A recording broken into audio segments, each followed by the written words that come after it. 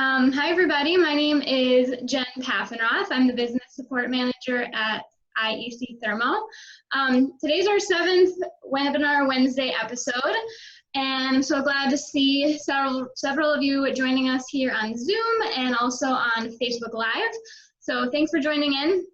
If you have any questions relative to today's episode, you can drop them in the Q&A section, and we will answer as many of them as possible at the end of today's webinar. And I want to introduce Matthew Clark. He is joining us. He is the CEO and founder of Think Happy Consulting, which is a firm focused on technical writing, compliance, and workplace safety for the cannabis and hemp industry. Matthew has more than 25 years of management experience, and for the past 5 years, he's worked in all aspects of Washington State's legal cannabis market. And then this past year, Think Happy Consulting also expanded into the hemp industry. And from retail to large-scale production, Matthew has extensive practical experience managing cannabis and hemp operations. He understands all aspects of the industry from seed to sale and uses that experience and understanding to implement operating plans, employee training, and standardized processes to ensure compliance, productivity, and safety.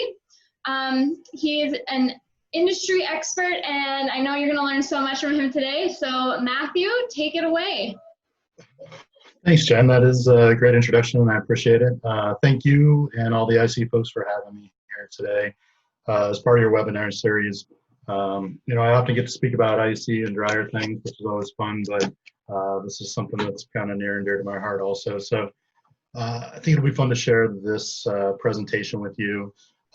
As Jen indicated, I have been in the industry since 2015, first in adult use cannabis here in Washington State, where I live, in Port Angeles, northwest of Seattle, and then for about the last year and a half now within the hemp industry also.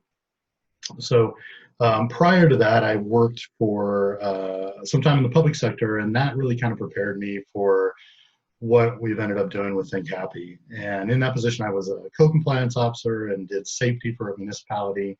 And that really gave me a pretty broad background in both understanding how rules are written and enforced, and also how safety works, and really the rules and regulations that are involved with being compliant on the workplace safety side of things. So when I got into the cannabis industry here in Washington, first running a retail store, then running a 30,000 square foot tier 3 license here in Washington grow operation. Then that facility was absorbed by a larger company, and I ended up with an administrative position there. And what I realized through all that is that there are certain aspects of the industry that get a lot of attention, but this isn't one of them. And so workplace safety and kind of the compliance thing is really, I think, an underserved niche in the industry that as we develop and it's normalized and becomes just like a lot of other industries, I think it'll become more and more important. And part of that is because it is complicated. So I think now I'll get into the slideshow and we can talk about that.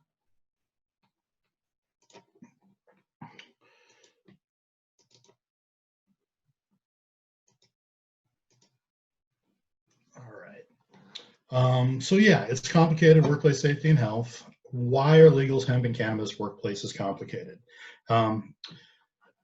Because depending on your level of vertical integration, oops, sorry, we got it going. Sorry, guys. Depending on your level of vertical integration, you're most likely going to have a whole bunch of different operations all happening underneath the same roof. And so what that's going to probably mean is, you're going to be growing, and that's certainly happening. But you're most likely going to have the harvesting processes. You're drying most likely on site. And a lot of companies, depending on how the licensing exists in your state, you might have an extraction facility on site, and that's a whole thing. And then depending again on how your state is, here in Washington, all of the cannabis is packaged in individual package with its own SKU. You don't have jars that things are being weighed out. So you're actually having to deal with the whole process and ergonomics and everything that goes along with all of the packaging and logistics to get that stuff. And then you're delivering it. a lot of times, which is a whole other set of hazards and exposures that you potentially have out there.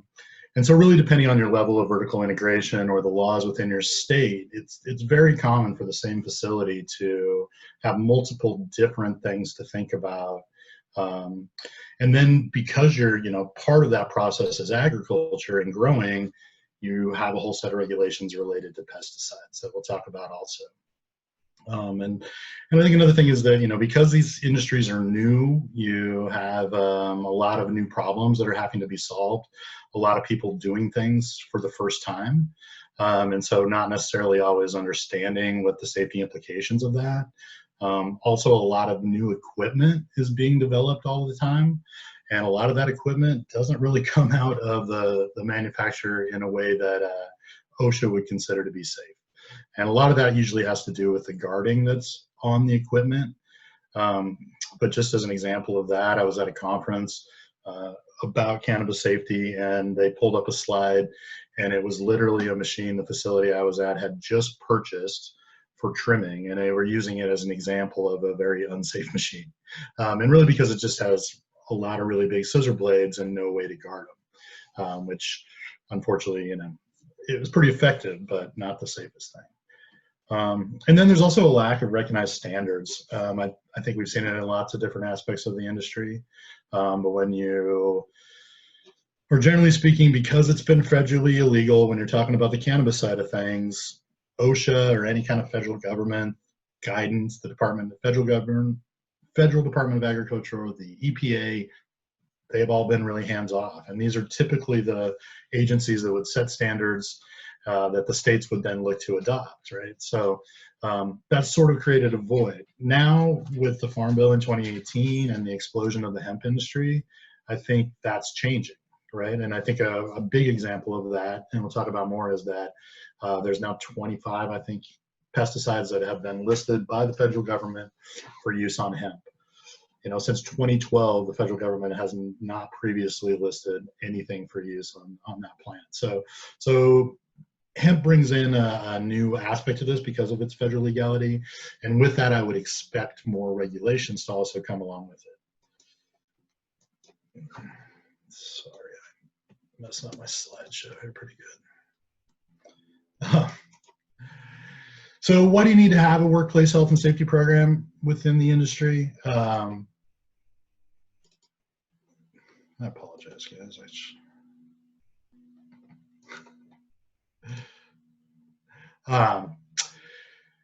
It really has to do with having employees. It's not because you're in the cannabis industry. It's not because of the hemp industry. It's because you employ people. And if you have employees, then you have a legal obligation to create a safe workplace for those employees. And so what does that mean? That means identifying the hazards in your workplace. And let me see if I can just fix this real quick. I apologize, everybody. I don't know what it's doing.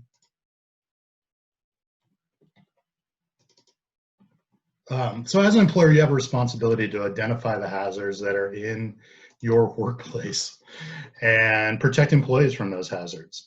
And so, in most states, that means you're going to have OSHA or some kind of a state agency that you deal with that sets the rules and the standards for your state for how that's applied.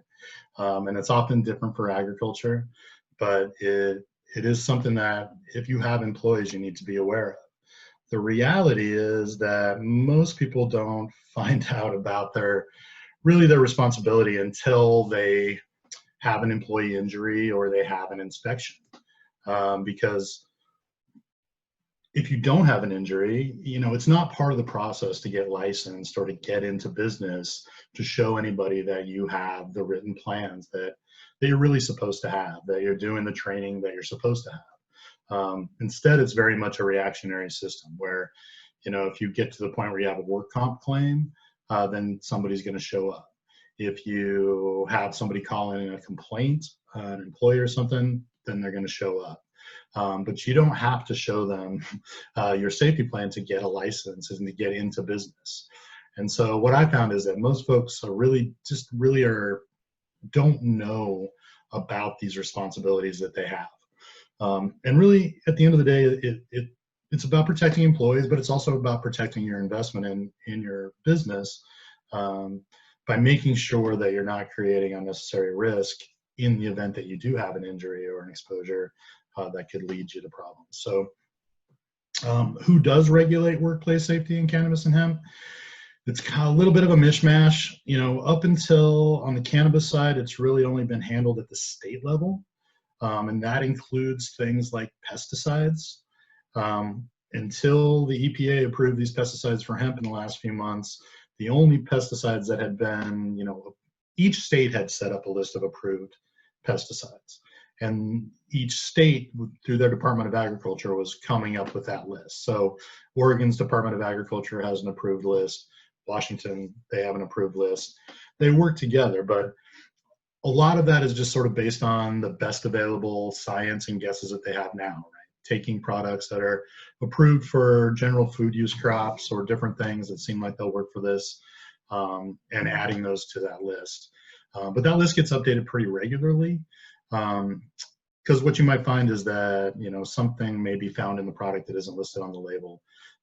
Somebody might test positive for something, a pesticide test or something, and once they start digging it in and the state actually tests this particular product, then they'll find that it had stuff in it that wasn't listed on the label, and that can get it changed and listed. But so you've had the department, state Department of Agriculture that have had to kind of do this. Now the EPA has stepped in, and the EPA has always been the agency that's been responsible for pesticide listings, and the safety and how they're labeled.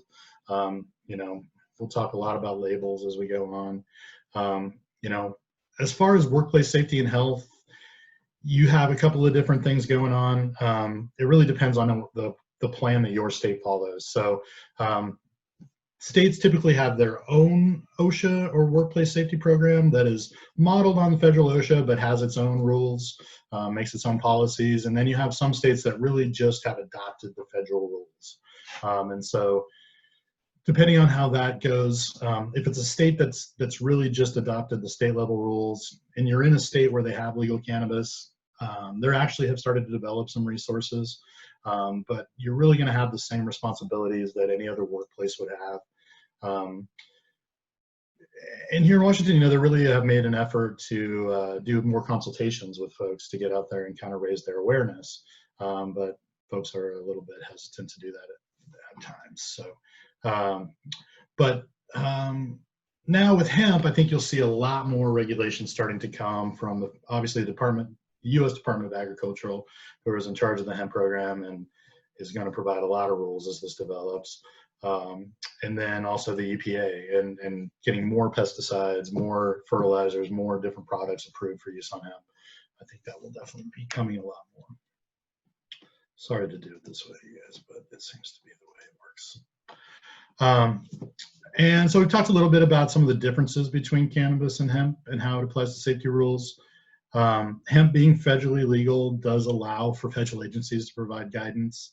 Like I said, the EPA, OSHA, and the Worker Protection Standard.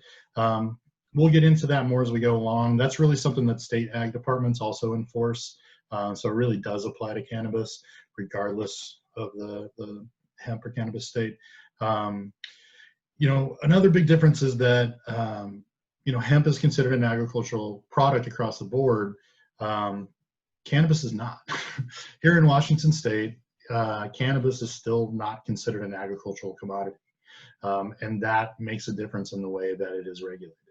And there's a mix, because a lot of it is produced in warehouses in, say, Seattle, but then we have a huge part of the state where it's grown outdoors. So it's not always really clear. And here, I think what they're trying to do is create a commission similar to what other agricultural commodities have to start to get the state to think that way.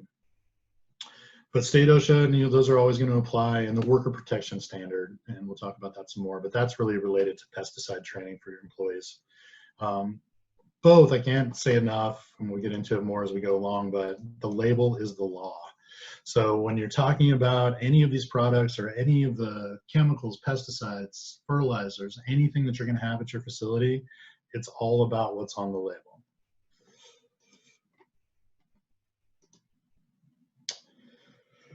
So now we're going to kind of talk about, now that we know why you have a program, need to have a program, and kind of who's in charge of regulating those, I want to talk a little bit about what a safety program looks like.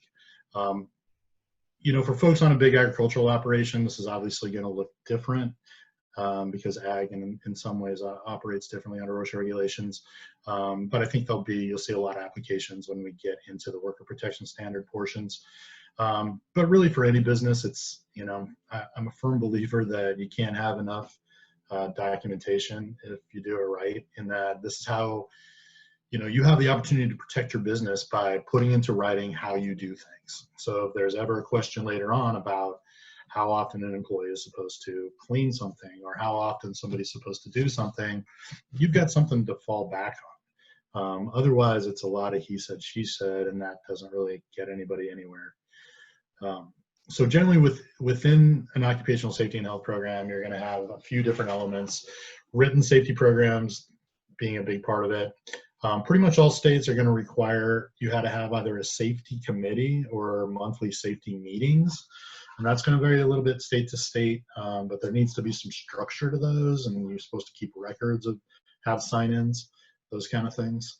And then training, right? I mean, all of the plans and all of the programs and the meetings are really just there to make sure that all of the employees are getting all of the training that they need, and that they're getting that training before they ever do the job.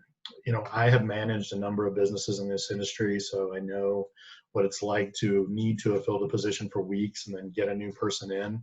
But I really would encourage you to create a day-long orientation, or at least a half day, something where you really spend some time training people, showing them what they're going to be working with, giving them time to read labels and understand SDS sheets and do all these things. Because if you ever are to have an incident related to safety, and if somebody from OSHA or your state OSHA comes, they're going to pull that employee aside and they're going to ask them, what do you know about what's on that label?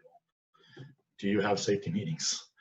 Did you get training on this before you did it? So you want him to be able to say, yes, I did all those things. So it's really an important way, and really important to formalize that initial process of an employee training to make sure that you're, always having that layer of protection and making sure that you're not, exposing people to unnecessary hazards. Then, of course, you're going to need documents and forms to go along with that. As I mentioned, things like agendas and sign-in sheets, and then doing, record keeping. My goal when I do plans for folks is to set them up with a couple of binders. One of those is going to be all their plans, but the other is where you keep, all your sign-in sheets and your training logs and that. And so if you ever do have an inspection, you just hand them all that information and show that you're really going out of your way to make sure that you meet those obligations.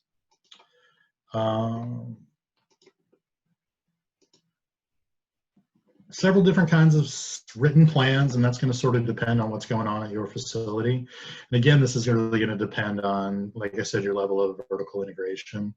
But generally, pretty much every business should have what they call an accident prevention plan. And that's just a broad safety plan that outlines how you're going to prevent people getting hurt by even things like slip, trips, and falls, ladders, tools, power tools, all these little things that you can potentially have issues with that you want to put into a general type of accident plan.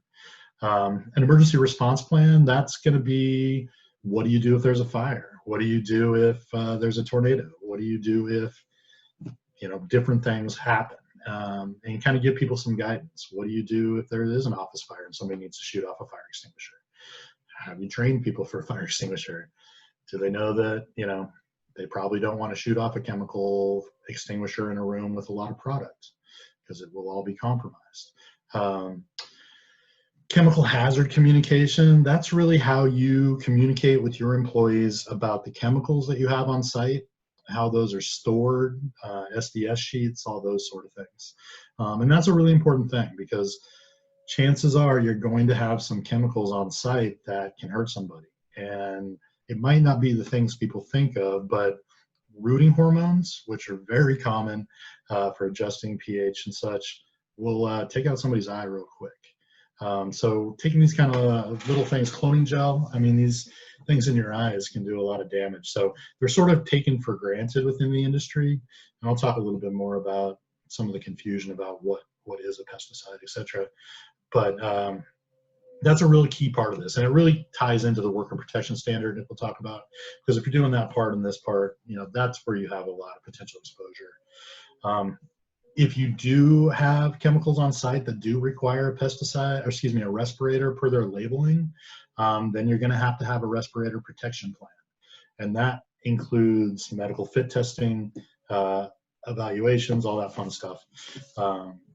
If you have processing or extraction on plan, I really encourage you to think about getting a process management plan in place. And this is, I think, something new for the cannabis industry, but it's really just looking at the chemical refinery, oil refinery industry, and how they manage those processes to make sure that they don't have the kind of accidents that we most commonly see in the industry, which are, from my experience, related to wear parts, things like a torque nut on a column or something that really needs to be maintained and treated a certain way that isn't. At least here in Washington, extraction tech is a minimum wage job. And so those guys are using some really dangerous equipment that, you know, if treated correctly, can be very safe, but it's the little things that are getting people. So having a plan to manage that. And then something that I've added lately, you know, infectious disease. Certainly what everybody's experiencing now has raised our awareness. I did a presentation last week for a trade group here in Washington on COVID-19, co-presented with an attorney, kind of talking about, you know, potential work comp and all this stuff. And you know, basically the answer right now is everything is on a case-by-case basis, and nobody really knows. Take a good look at your insurance. But I see that there's another way that you can be prepared for things that might put your business at risk. And right now, dealing with COVID, you know, here in Washington, cannabis is an essential business, which means that the retail stores are open. Those employees are out there face to face all the time. We don't have delivery. You can do curbside.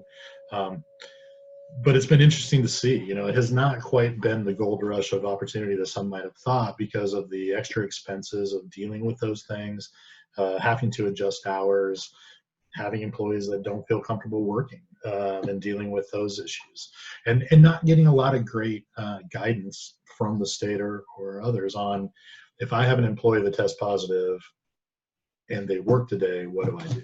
Right? So I think that's just something to help prepare for the world that we're living in these days. For you who might be integrated to the point where you actually have a retailer or dispensary, you know, that's certainly a different set of safety concerns than a typical producer or processor or farm would have. But there are definitely concerns there. You know, just from a security standpoint, you know, my least favorite thing about the way the media tends to cover the cannabis industry is to remind everybody that we're largely forced to be a cash-only industry because of the current banking regulations. So that makes stores a big target.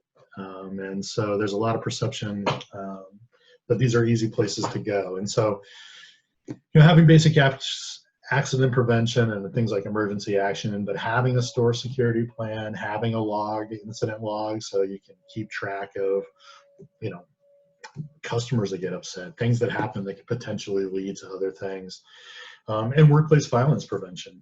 I mean, unfortunately, there have been some deaths related to robberies here in Washington. So it's something that people need to take seriously.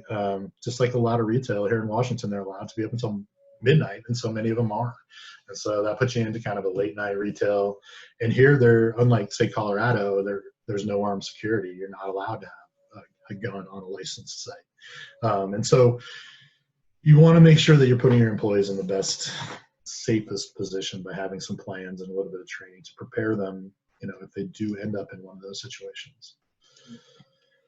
Producer processors, you know, these are going to be cultivators up through extraction, packaging, all of these different things. And that's where you're probably going to need a lot of different plans. definitely going to have a chemical hazard communication. You know, I've been to a lot of facilities and I've seen a huge range of chemicals used, but there's always some that require a little bit of that need to have SDS sheets, that you need to have those sorts of things for. And so it's just good to have that awareness. And what that really starts with is making a list of every chemical that you have on site. If it's on site and an inspector can find it, then you should know about it and you should have a plan for how you're storing it, making sure you have the SDS sheets for it, knowing if the people that work with it regularly know what to do if they get it in their eye, you know, all those kind of things. And then respirators. I mean, if you need them per the labels, then you need to have the whole plan. And it's actually a bad thing to have respirators on site if you haven't had them fit tested and all the other things. Extraction, as I mentioned, that's a big thing. And then the worker protection standard. And this is where it can get a little bit complicated because it typically is something that applied more to the ag industry because it is related to pesticides. But because even most indoor grows are commonly using pesticides that have an agricultural use label on them, they still fall under the worker protection standard. And that's a big thing on the ag side. There's a lot of good training, and we'll talk about that a little bit more. And then, you know, in terms of some of the other typical safety processes, sometimes ag does have some exceptions, especially if it's family members working and things like that. They're not necessarily treated the same as a regular employee would be. So it might, you know, if it's all family working on a farm, you're not going to have the same requirements for safety meetings and things like that. So it's just going to depend a little bit on your state also.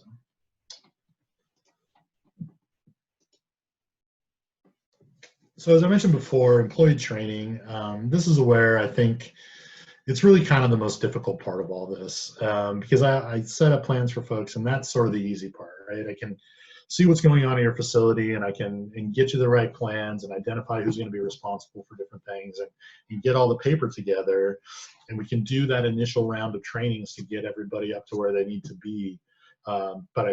But it's very rare that that continues. In that once folks take it on for themselves,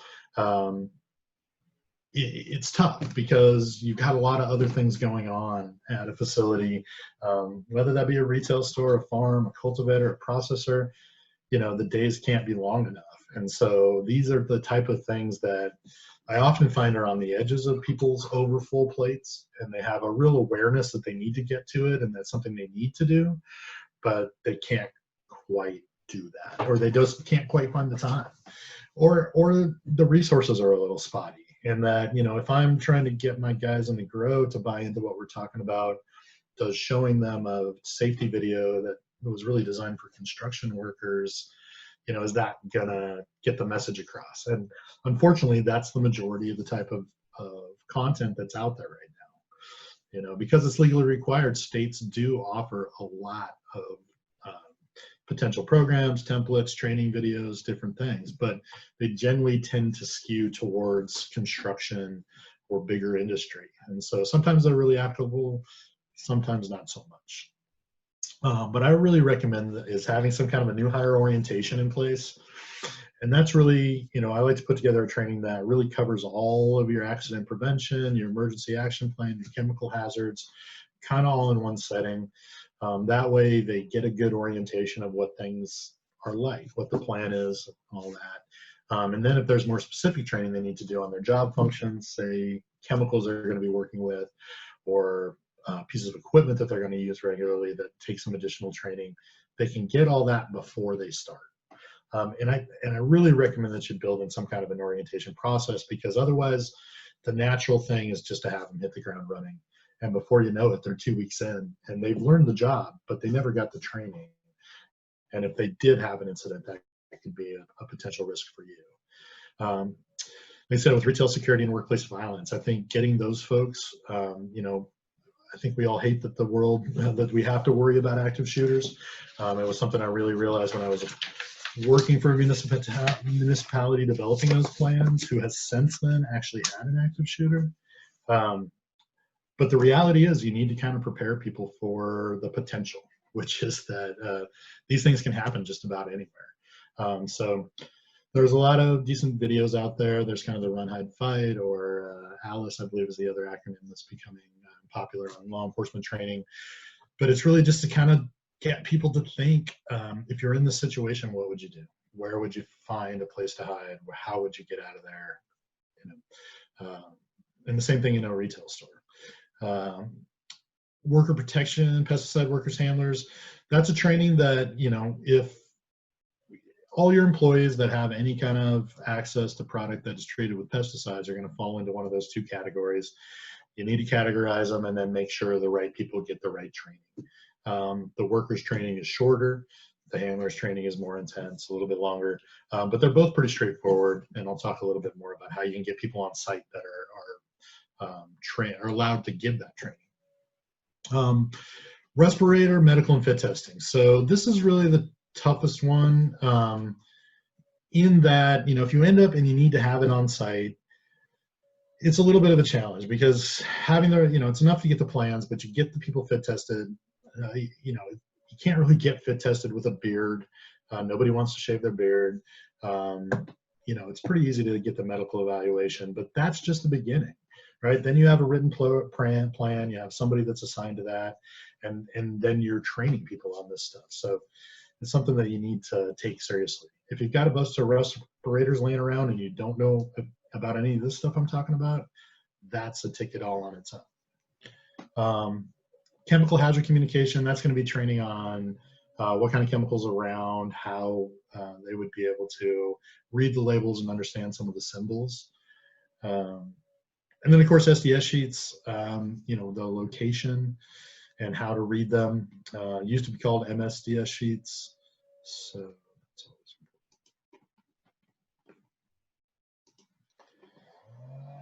as I mentioned, you want to have a current list of all your chemicals. That's going to be part of that plan you're going to keep. And anytime you add or take some off, you're going to want to make sure you keep that updated. You're actually supposed to keep all the SDS sheets on site for 30 years. I imagine that's if, you know, if there was ever a chemical recall later. So that doesn't mean you have to keep 30 years out for everybody to see, but that pretty much means you need to keep the SDS sheet for every chemical that ever comes on site at your facility in a folder somewhere, if you're following the actual law. As I said, labels are the law, and the labels are going to determine what kind of personal protective equipment you're going to need, what kind of training you're going to need. But you want to make sure that employees always have the opportunity to read the labels and that they really understand what they're supposed to do in the event that they are exposed to that particular chemical. We used a lot of Xeritol at a facility that I was at, and all the time people would be like, I got this little irritation on my hand. Well, it's Xeritol, which is really high strength hydrogen peroxide, really. But if you get sloppy with it and leave it around in concentrations, it will turn people's skin white.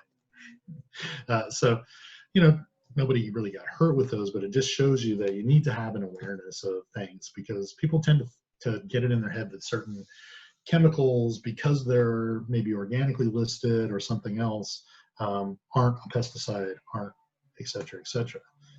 That's not the case. Regalia, which is a biofungicide, you know, the plant takes it up to help fight things off. So people tend to not necessarily think of it as a pesticide, but it is. And it's also an OMRI listed pesticide, which means it can be used for organic purposes, but it also has PPE and things that go along with it. I purchased a pre-roll, a joint here the other day, and I shared a picture with some of the folks because it really made me laugh. It literally said on the label, no pesticides except Regalia. Well, Regalia is a pesticide, so, you know. But that's kind of where a lot of the confusion tends to sort of come from. I'll actually talk about that now. So what is a pesticide? I'm taking this label from the Washington State Department of Ag definition, but really it's anything that is meant to interrupt, you know, prevent, destroy, control, repel, mitigate any insect, any plant life, any mold, any fungus, any weed. So, you know, that means that almost everything tends to fall into that category, unless it's maybe a fertilizer. So things like sanitizers are often considered pesticides because they're there to kill things. Rooting hormones, pH balancers, as I mentioned, can be really harmful to your eyes. So What I battle more than anything in this industry is folks telling me that they don't use any pesticides, and then me finding somewhere between 5 and 10 on site. Now, whether they're still using it or not, that's a whole other story. But it's really common for people to sort of have a misconception of what a pesticide is. It doesn't have to be Roundup to be a pesticide. It can be something that you're using to boost the plant's health or to boost its ability to fight off particular things, but it's still, for regulatory purposes, going to be considered a pesticide. And so, like I said, doesn't matter if it's organically listed, doesn't matter if it's OMRI listed. It's really about what the label says, and what the label says for PPE and what the label says for training. When you get into personal protective equipment, you know, obviously as an employer, you have a responsibility to provide any PPE that is required for the job. In our industry, that tends to be a lot of gloves and dust masks. I know N95s are common, not easy to get these days and expensive, but for a lot of concerns that people have, and we'll talk about air quality a little bit later, those dust masks are the actual PPE that would fix that problem. Eye protection and face shields, as I mentioned, especially when working with chemicals. UV light protection, which I've got some graphics I'll share with you. Certainly, folks, whether you're out in the field all day or inside all day under some really powerful UV light, you want to be making sure you're taking precautions. And coveralls, some folks like to use those, especially, well, for a couple of different reasons. It's easy to have cross-contamination between facilities. It only takes a couple of spider mites on your clothes to come into somebody else's grow and start a whole problem. But also to prevent people from getting things like pesticides and other chemicals onto their clothes. One thing I'm really recommended to really take a look at if you don't have in place that I've seen, I know Oregon OSHA has made a point of it, and I think L&I is starting to, especially around labs or places where you're mixing a lot of fertilizers and other chemicals, is having a permanent eye wash station. Not just some spray bottles, but they're looking for a plumb station that you can turn on with one hand, right? Or no hands even. The ones where you can use your elbow to turn it on, because if somebody's got stuff in both of their eyes, you know, how do they get to these things? So that's something that I've noticed more and more that they're really starting to look at. You're not going to be able to get away with some of the temporary stuff. And I think also now, you know, certainly I've seen a lot of bulletins going out on the ag side. They're really looking for you to have adequate hand washing facilities throughout. So, you know, saying folks walk 200 yards to a bathroom to wash their hands probably isn't going to fly anymore. So something to think about.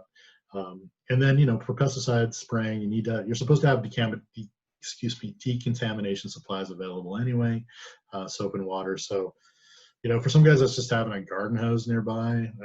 But you just want to make sure that people don't have to run across the warehouse or across the facility or a long way to get away. And then alarms and monitors in extraction, you know. Obviously, people using hydrocarbons, there's a huge risk for explosion, but CO2 is much more difficult to detect. I've seen, you know, alarms placed on the ceiling for hydrocarbons. It sinks. You know, just different things like that. So there's still a lot of growing up to do within the industry for people to have a total understanding of why some of this stuff matters. And they're getting a lot of different advice from a lot of different folks. You know, the adult use, in my experience, tended to kind of scale up from these small operations, and that has sort of created a lot of like little mishmash of information and systems that, you know, isn't always helpful. So the worker protection standard, this is going to apply if you have anything that falls in the category of pesticide that contains an ag use label. And I've got an example of one up here. You must meet the requirements of the worker protection standard. And that's, you know, pretty standard if you've been in the ag industry and doing any kind of pesticides anyway. I see a real lack of understanding in the adult use side of things sometimes, because a lot of the growing is going on in a non-ag setting. So it's in a converted business park and different things like that, started by entrepreneurs that have a lot of cannabis growing experience, but not necessarily the experience to know about these kind of things. And so it's sort of a new thing for me to point out that, yeah, I know Washington doesn't call you ag, and I know that you're inside of a business park, but you have chemicals on site that makes you have to follow these rules. And so that's something that I know here in Washington, the State Department of Agriculture has done increased enforcement action on. And that's something I would expect to continue to come, you know, as the industry develops and the regulators get more knowledgeable about what they're actually regulating. I think you're going to continue to see more. So, you know, this, like I said, you have to divide your employees into workers or handlers. Workers are employees that might encounter pesticides but do not apply them. So, you know, the reality is, in my opinion, here in Washington, that's going to include the guys that package potentially, because if there are any pesticides on that stuff and it makes it that far, you know, they have a chance to be exposed, but they're not applying it or anything like that. So anybody that might go into an area that has a reasonable expectation of going into an area where product is stored, where pesticides have been applied, then you're probably going to consider them a worker and train them like that. Anybody that does the application, those are going to be your handlers. And those guys get a little bit longer training that talks a lot more about decontamination. But both should have that training before they do any work.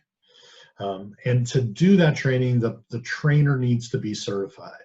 And there's several different ways you can do that now.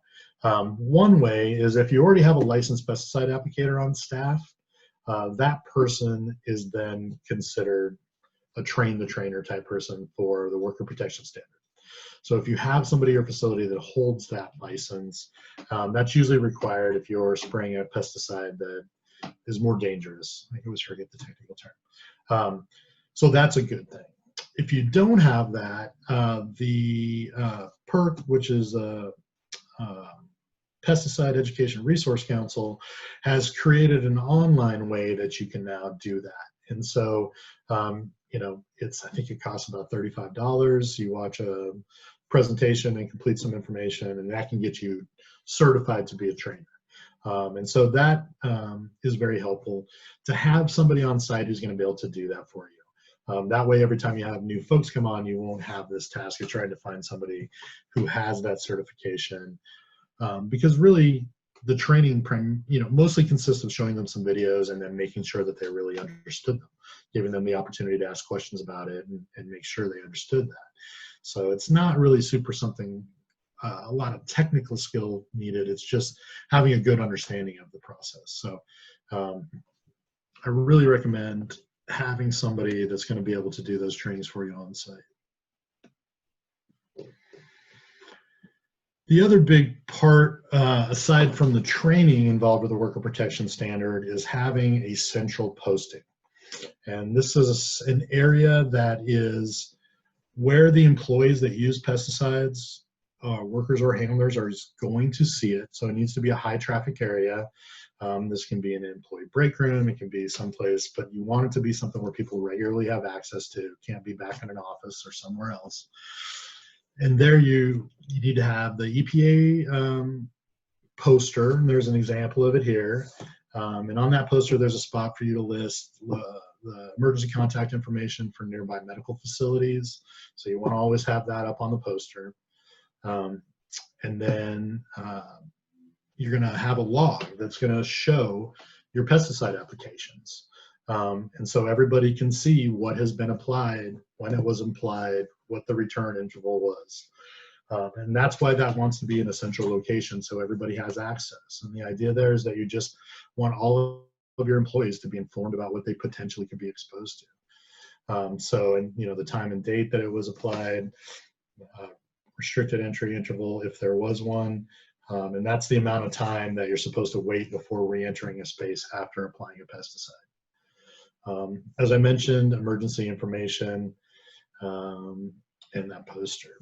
So that's one that folks get dinged for a lot, in that they're missing some elements of it. And a lot of the time it's that application log, and having it up in a way that people can really see it.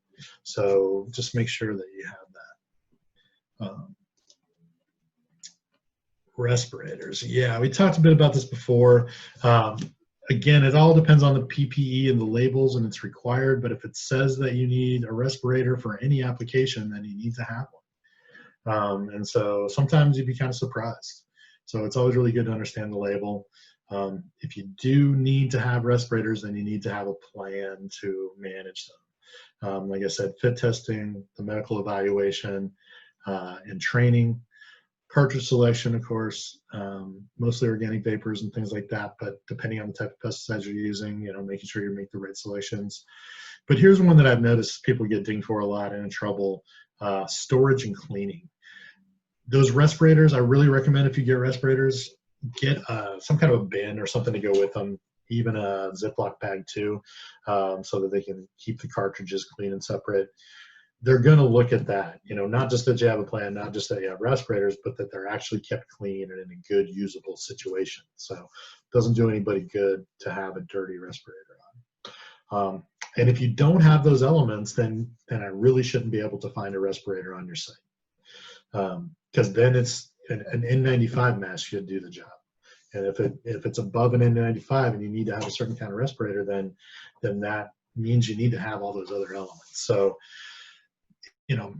one thing I would say about all that is that, one of the ways when you're looking at solutions to different safety issues, is how do you engineer solutions to eliminate the hazard in the first place?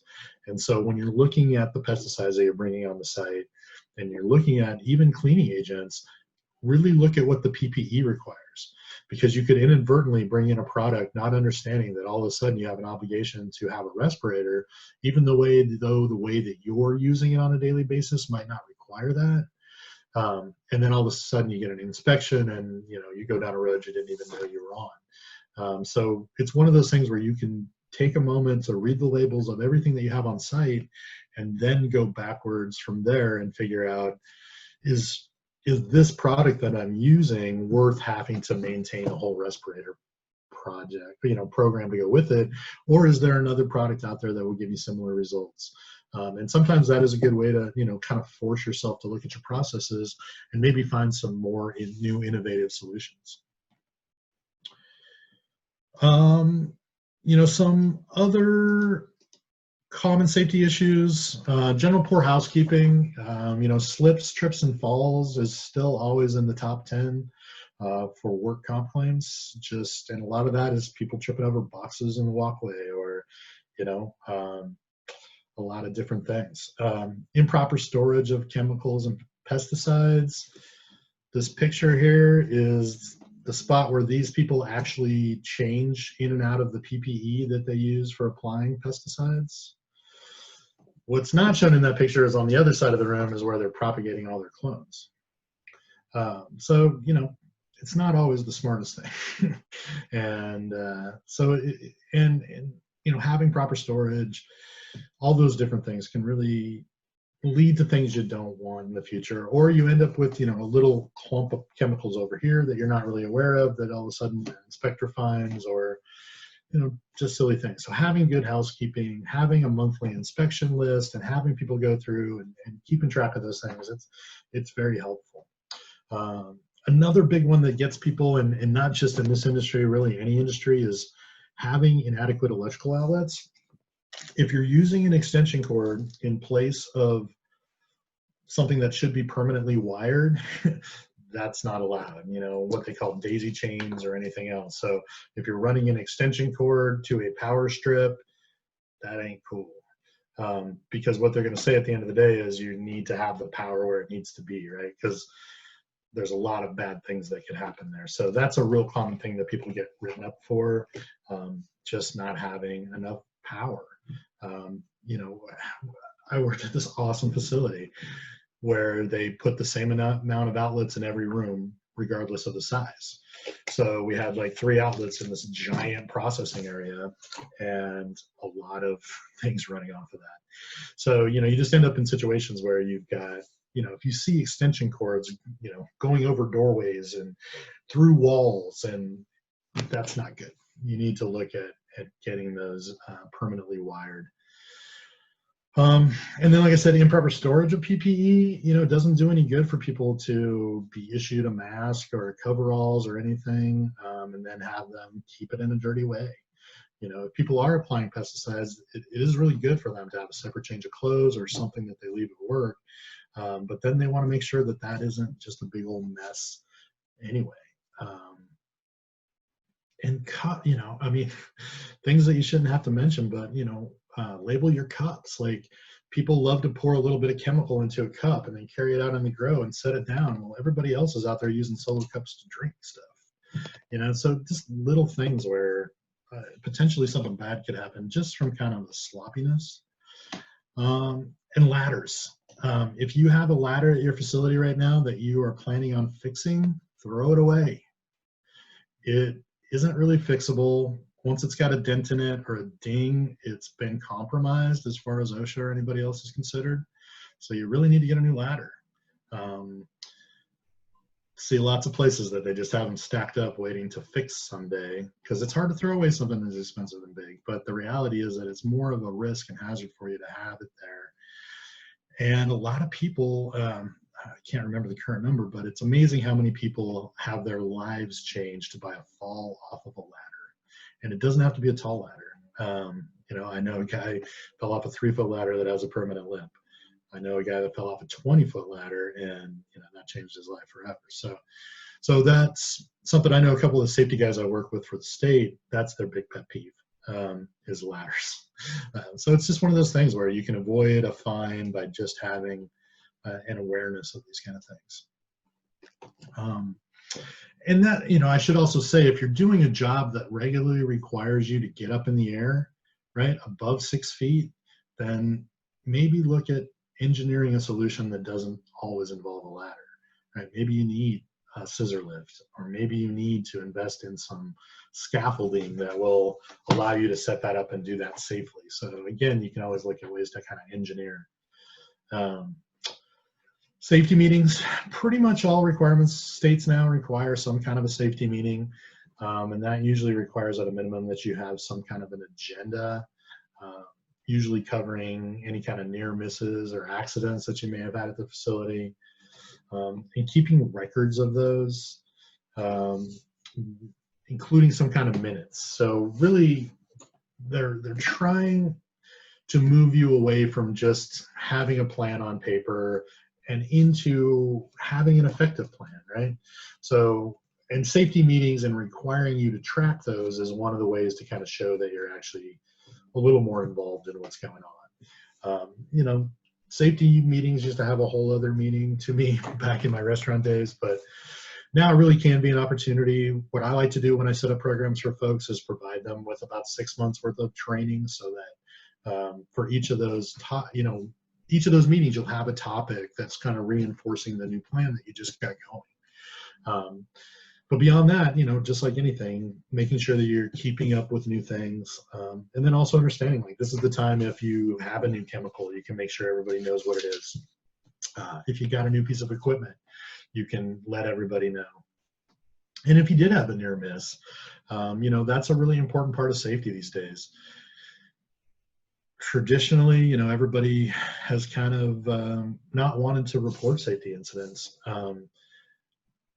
But really, it's beneficial to the company and your business for us to take near misses and those kinds of incidents just as seriously as accidents, because the chances are they're going to eventually lead to an accident.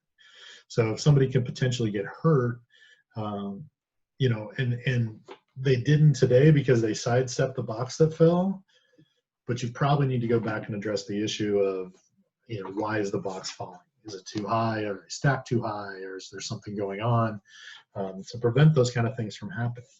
And that's something I really encourage when I set up programs, in terms of having an accident investigation protocol, so that when you do have accidents or near misses, they kind of get treated in similar ways.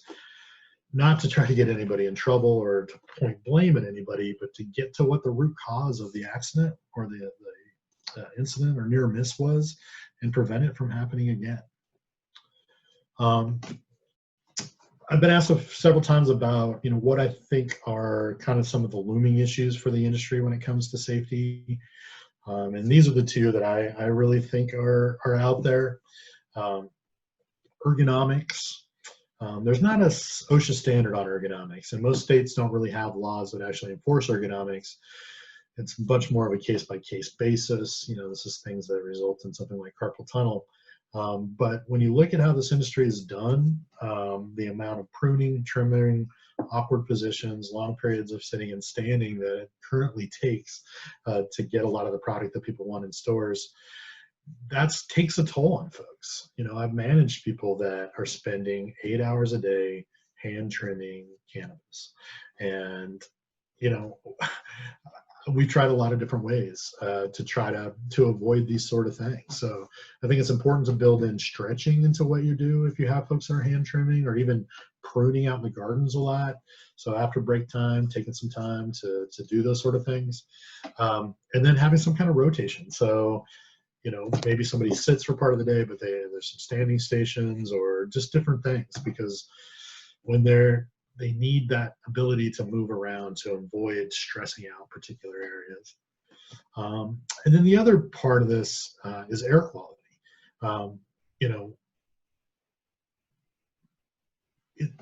It's really unknown yet where this is all going to go, but I've seen it manifest itself in a few different ways. By far, the most common question I got from employees when I was a manager was, what am I breathing in? A lot of folks deal with some amount of occasional powdery mildew, something like bud rot. I worked at a facility that used a lot of beneficial insects. Those insects are doing their insect business in there too, right? And once that's all dried and cured and becomes very volatile, you're all breathing it in. All of the terpenes, right? These are all volatile organic compounds that we don't really know the way that we're being exposed to them now. We certainly don't have any research about cannabis specifically. So these are going to be the places I think that we're going to see potential exposures and risks down the road when we're not protecting employees. I worked with some folks at the University of Washington, and they're doing some really cool research there. And if you'd be interested in some of that information, I'd be happy to share with you guys too. And they're definitely finding that employees within cannabis facilities have some additional irritation. Now, we also have to acknowledge that a lot of those folks might be cannabis smokers to begin with. And so there's, certain things. But my experience is I really believe it's a lot more to do with the terpenes and the other volatile organic compounds. And so if you happen to be allergic to that particular profile, I have seen folks that had to quit after one day that were in an administrative position, not anywhere near any cannabis or hemp, that just were so irritated by it that they couldn't work there. So, there are a lot of people that have a lot of sensitivities, and we will get more science over time. But there's definitely something to having that awareness. I think also, because it's a new industry, a lot of things like clean rooms and clean spaces. A lot of the industry is still operating at Home Depot tech level. And so you don't have air exchange in rooms. You don't have any of these kind of clean facilities really happening that are allowing people to prevent some of this stuff. So I think that over time, these are the kind of issues that people are going to start to complain more and more about as they work more and more years in the industry.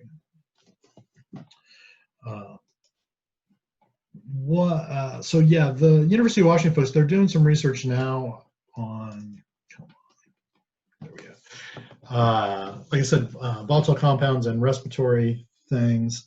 But this is a couple of flyers that they put out on some prior research that they've done on UV exposure, and that kind of applies for cannabis and hemp.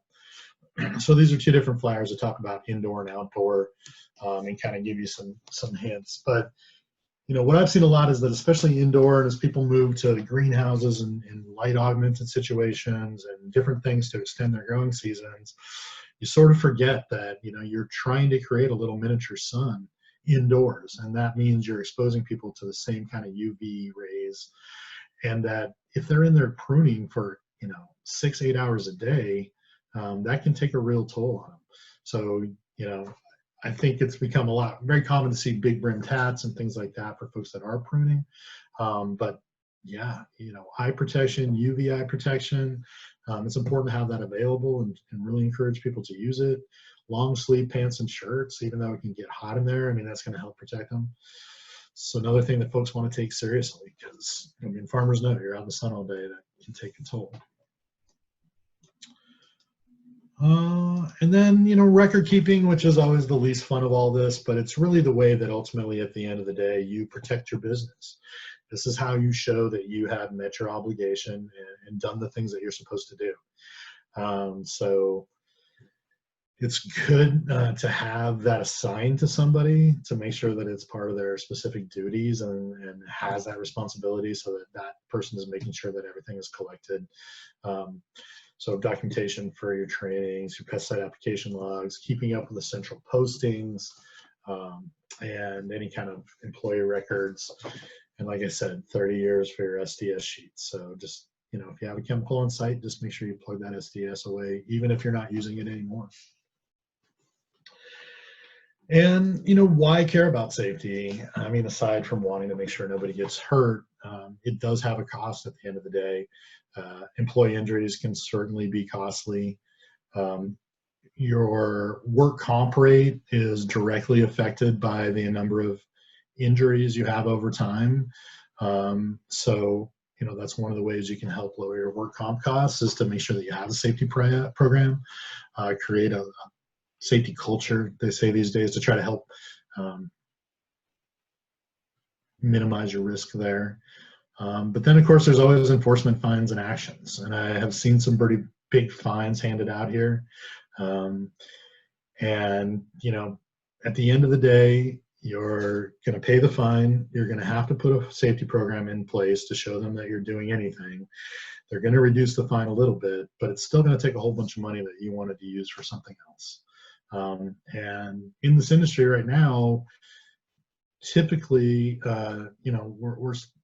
it's the traceability. It's in the hemp space, it's the focus on THC and testing and potency. And on the cannabis side, it's track and trace and traceability that takes up so much of our space that these other agencies that have enforcement power and that you really can't turn away are going to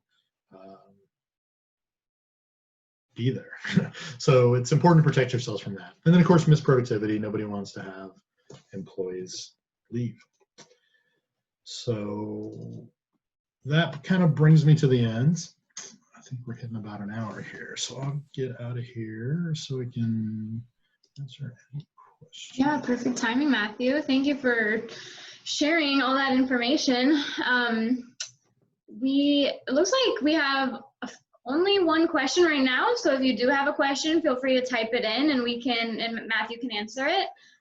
He was very thorough, so again, if you think of any questions later on, you can also shoot him an email. I'll make sure his email address and contact info is in the follow-up email that goes out tomorrow to you guys. So the first question is, are there any online resources about safety that you recommend? Well, you're obviously a resource as well, Matthew, but any other ones? Well, yeah, no. Well, as Jen said, you can definitely email me and I'd be happy to share any information that I have. There are some resources, not a lot. I think you can look at, Washington State and Colorado. If you do a Google search for, Washington State cannabis worker safety, it'll take you to a page they've created specifically that has some links to some resources. And Colorado has a similar setup. And Colorado's put out a pretty good, a pretty good study talking about workplace safety. So I'm happy to share those things. But honestly, that's part of the reason I started this company, is because I didn't see a lot of practical resources that were really aimed at the industry, understanding cannabis specifically, and not, like I said, more construction or general industry oriented. Awesome. Well, thanks, Matthew. It looks like we don't have any other questions at this moment. So again, Matthew, thank you so much. You clear that you know your craft so well and have so much good information. So again, Matthew's website is thinkhappyconsulting.com. His contact info is on there, and I'll get you the contact info as well, along with today's recording. And just be sure to follow us on YouTube and social media. You can find us at IEC Thermo at any social media site. And then next week, we will be taking some time to answer any questions that you guys have, specifically about drying, or more specifically about IEC Thermo's hemp dryers. So we'll be doing a live Q&A with a panel of IEC team members. So bring your questions, and we are looking forward to answering them next week. And that's it for today. So thanks everybody for tuning in, and we hope to see you next week.